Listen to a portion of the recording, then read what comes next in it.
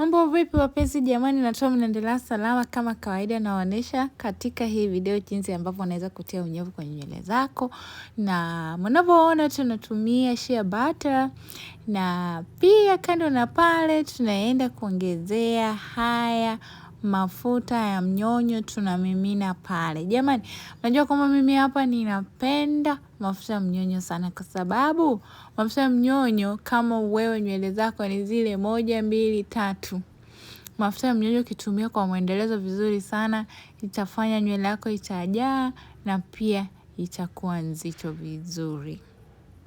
Sawa, na katika huu mchanganyiko wetu tunataka leo kutia maji ya vitunguu. Maji ya vitunguu yanasaidia kubusti ukuaji wa nywele yako kuweza kuota kwa haraka. Yaani wewe fanya Google ikaweze kuwa rafiki yako. Kama ungependa kufanya utafiti zaidi kuhusu maji ya vitunguu, nenda pale Google ukaweze kupakua, ukaweze kutafuta na utapata majibu. Haya, kwa sababu haya mafuta ya shea butter yameganda, tulihitaji kufanya nini? Kuyayeyusha. Na tulifanya vile ambavyo umeona. Sasa hivi pia ni kufanya nini? Ni kupaka kwenye ngozi ya kichwani jamani.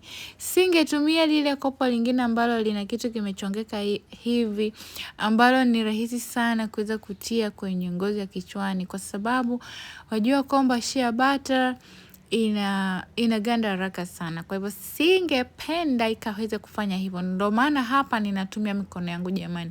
Unapaka kwenye ngozi yako vizuri, una masaji, na mengine pia hakikisha kwamba unalowesha nywele yako vizuri. Sawa sawa mpenzi. Utaacha kwa muda wa dakika chache hivi kama 10, 15, alafu unaenda unafanya nini? Unaanza kuosha nywele yako kwa kutumia shampoo. Hakikisha kwamba unaenda kufanya nini? Kulowesha tena maji ya moto jamani, kwa sababu unajua kwamba usipofanya hivyo, ukitumia maji ya baridi, shea butter haiwezi kutoka kwenye nywele yako tena jamani. Na utanukia kama fried onions kama haufanyi hivyo. Chemsha maji yako yatokote vizuri, ukaweze kwenda kufanya nini? Kusuuza, na ukaweze kuosha nywele yako na shampoo vizuri. Baada ya kumaliza kufanya hivyo, unafanyaje? Unatia conditioner ili unyevu kaweze kufanya nini?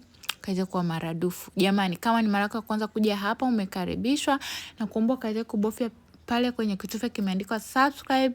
Kama unanitazama kwenye mtandao wa TikTok, pale juu kuna alama ya ongeza, una like, una favorite na una comment katika hii video jamani.